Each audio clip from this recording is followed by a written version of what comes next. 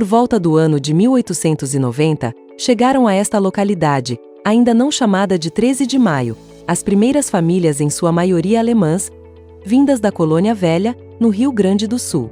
Essas famílias trouxeram consigo a esperança de um novo começo e a vontade de construir uma comunidade forte. Nos primeiros tempos, uma pequena escola que também servia de igreja foi o coração da comunidade. À medida que a população crescia, também crescia a necessidade de organização e educação. Surgiam então as primeiras ideias de participação comunitária, com a fundação do primeiro Conselho de Pais e Mestres da Escola Rural 13 de Maio em 1934. Maria Pereira, a primeira professora leiga, foi uma das pioneiras nesse projeto de educação. Com o aumento do número de alunos, a escola foi municipalizada e novos professores foram contratados. Os alunos, que inicialmente escreviam em pedras, logo passaram a utilizar canetas e cadernos, simbolizando o avanço educacional da época.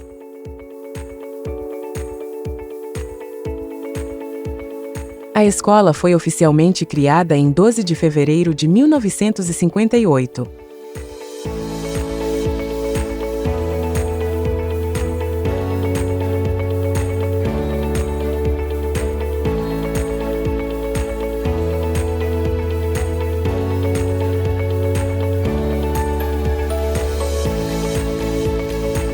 Ao longo dos anos, ocorreram diversas transformações. Em 10 de agosto de 1962, era uma escola rural isolada.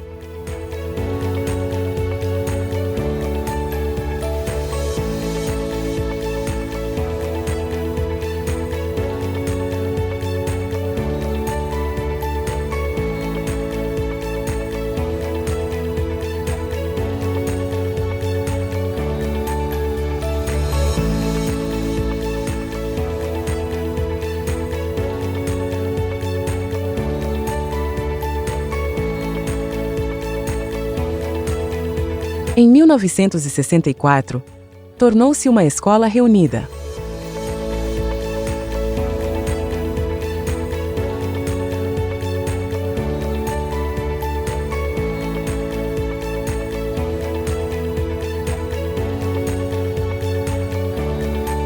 Em março de 1966, o professor Cláudio de Bortoli assumiu como diretor, mas em novembro do mesmo ano, Alice De Carli passou a assinar como diretora.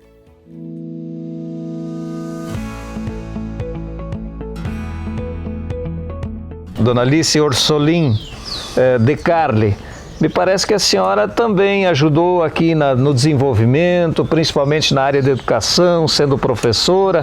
Nos conte um pouco, Dona Alice, a sua história. Tudo bem com a senhora? Bom dia. Tudo bem, bom dia. Eu comecei a trabalhar na escola Rural 13 de Maio. E daí pertencia ao município de Espumoso e a coordenadoria era de Cruz Alta. E daí comecei no ano 63. E nós éramos 2 professores na escola, com acima de 60 alunos quase sempre. Nossa. E daí nós tínhamos uma única sala, a escola era de madeira, com uma única sala. Daí nós dividíamos a turma, uma parte de tarde e uma da manhã. Daí dava descontrole de aluno, porque tinha criança pequena e os adultos maiores não tinham companhia, né? Mas assim nós continuamos a luta desse jeito. Como vocês faziam essa separação manhã e tarde? Era conforme a disponibilidade deles, era a idade? Não, eu primeiramente comecei com o primeiro ano, não alfabetizado e alfabetizado.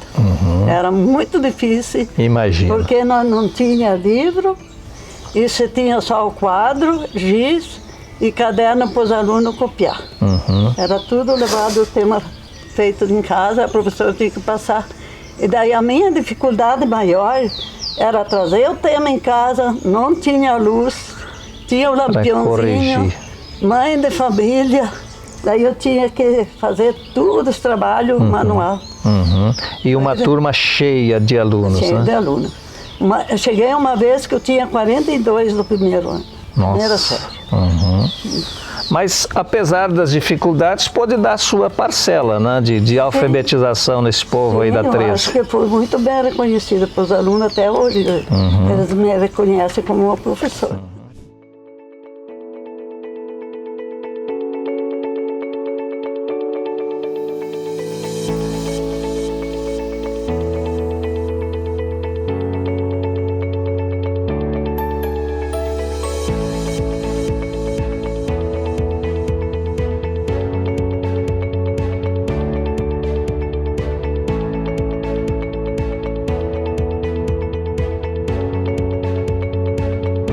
Em 1969, a quinta série foi implementada e Alice se tornou diretora.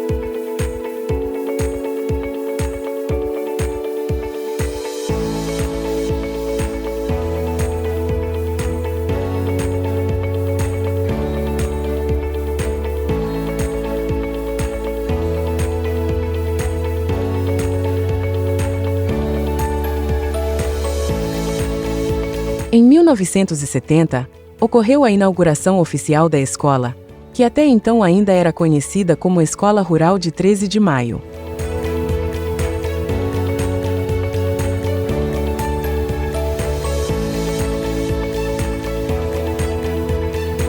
Em 1979, a instituição passou a ser chamada de Colégio 13 de Maio.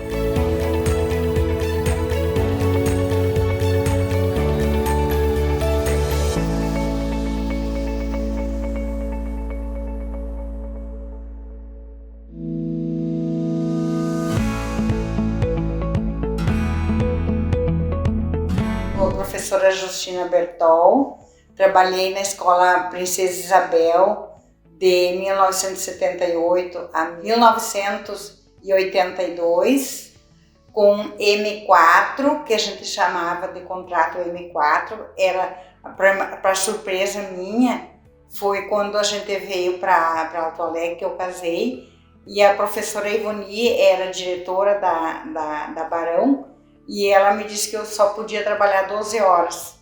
E para surpresa minha, lá na 13 eu trabalhei 4 anos com todas as disciplinas. O diretor era o professor Cláudio de Bortoli, e na época ele começou a construir a casa dele aqui. Daí ele veio para cá e a gente depois veio casado para cá. A comunidade era muito grande e a comunidade, na verdade, a escola era a célula viva da comunidade, como hoje ainda é, que os pais tinham a escola, quem mantinha a escola eram os pais, e os pais faziam reunião no Círculo de Pais e Mestres, tinha sempre um diretor da escola, e ele fazia... Quem mantinha giz, quem mantinha material para higiene e limpeza era o CPM, não era do Estado, não tinha verba do Estado, que nem hoje tem verba do Estado, né? E a escola na época era do Estado.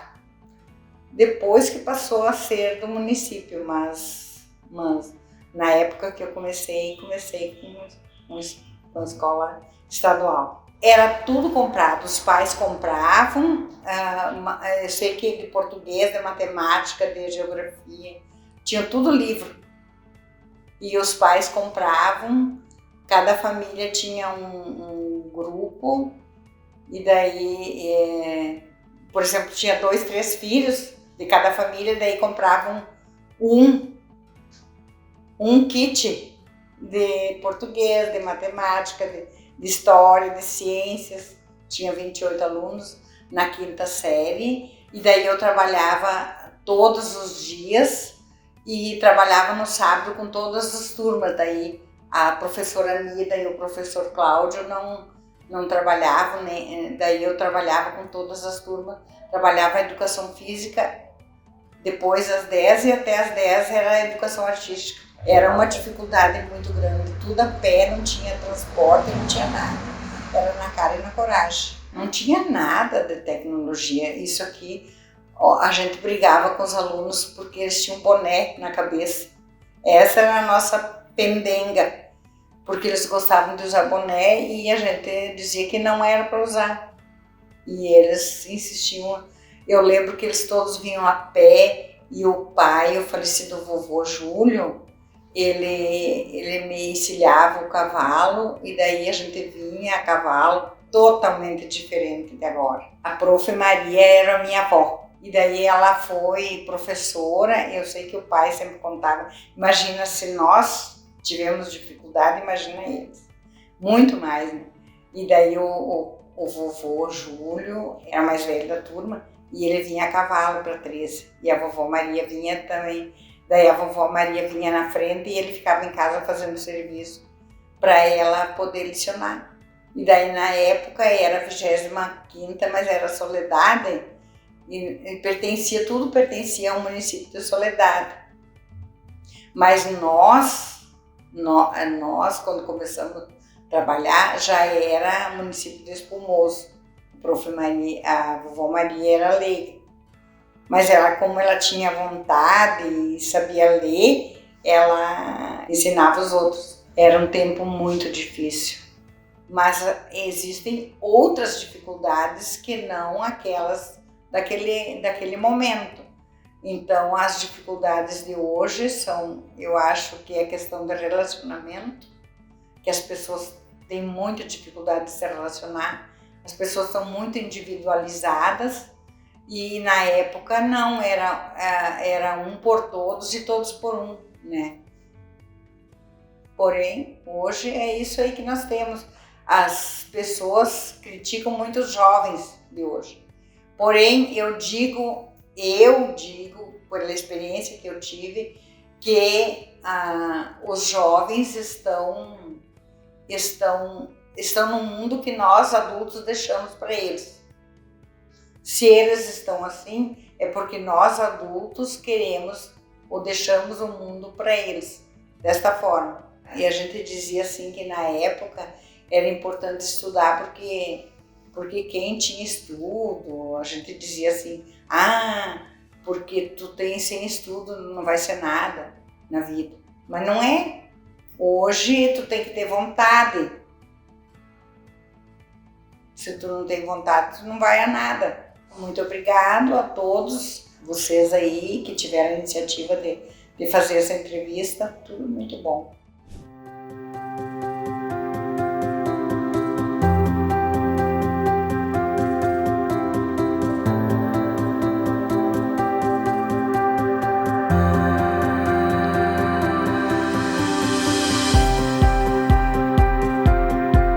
Finalmente, em 16 de outubro de 1979, consolidou-se como Escola Estadual de Primeiro Grau em Completo Princesa Isabel.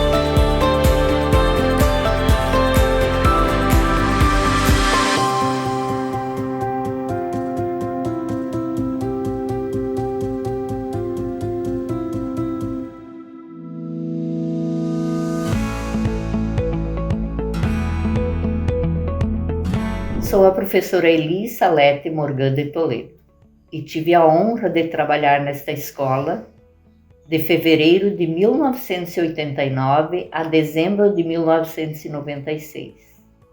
Quando iniciei minha trajetória aqui, senti medo, como sempre acontece diante do novo, pois a insegurança faz parte desse processo. O diretor, o Sr. Cláudio de Bortoli, era um homem sério, de poucas palavras, e isso me impunha certo receio. No entanto, com o tempo, tudo se tranquilizou. Conseguimos construir um ambiente harmonioso entre escola e comunidade. Falar sobre essa relação me faz reafirmar o quão essencial é uma escola para uma comunidade. Mais do que espaço de ensino, ela representa vida, gente, cooperação e esperança para o futuro. Trabalhar nas escolas do interior foi uma experiência enriquecedora. Os pais eram participativos, respeitavam o professor e compreendiam sua autoridade, o que favorecia o bom andamento das atividades escolares. Naquele período, a escola era estadual e éramos vinculados à 25ª Coordenadoria Regional de Educação de Soledade.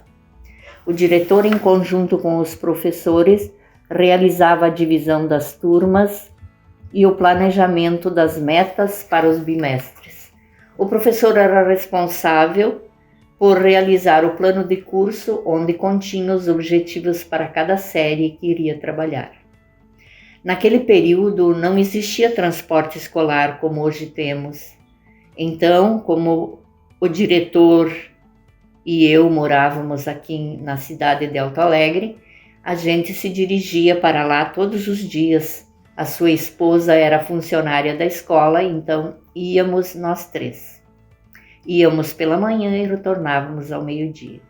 Em determinado momento da década de 1990, não lembro certo qual o período exato, o diretor faleceu e os profissionais da escola seguiram seu trabalho com dedicação, sempre seguindo as diretrizes da 25ª Coordenadoria. A partir desse período, eu passei a usar o transporte escolar municipal junto com os alunos. Ao longo dos anos, acumulei muitas lembranças boas. Celebrávamos ali festas juninas com entusiasmo, realizávamos gincanas escolares e promovíamos passeios educativos. No entanto, já naquela época, encontrávamos alunos que nos desafiavam. E hoje eu compreendo que eles tinham dificuldades e que talvez a gente não soubesse atendê-los como seria o necessário. Mas sempre eu e minhas colegas fizemos o melhor que podíamos. Em junho de 2010, depois de muitos anos, tive a oportunidade de retornar a essa escola por 4 meses. Foi uma experiência emocionante reviver tantas lembranças e ser recebida com carinho pela escola e pela comunidade. Essa vivência reforçou em mim a certeza de que a educação e a escola são fundamentais na vida das pessoas. Elas abrem portas para oportunidades e permitem que cada indivíduo alcance seus sonhos e objetivos. Por fim, deixo minha mensagem. O conhecimento é um dos poucos bens que ninguém pode nos tirar. Valorize a escola, respeite seus profissionais e busque sempre aprender mais. Essa será, sem dúvida, uma das melhores decisões de sua vida. Agradeço por ter feito parte da história dessa escola e hoje estar fazendo este depoimento.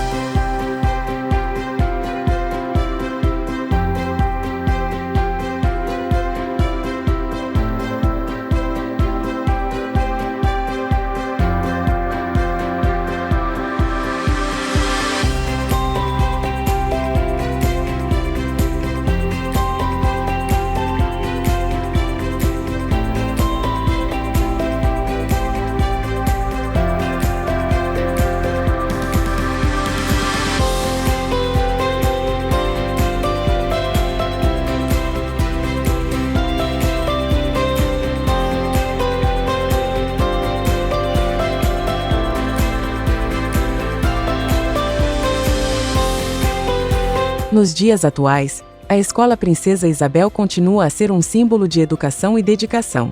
Com uma história rica e inspiradora, ela permanece firme em seu compromisso de formar gerações e contribuir para a comunidade de 13 de Maio.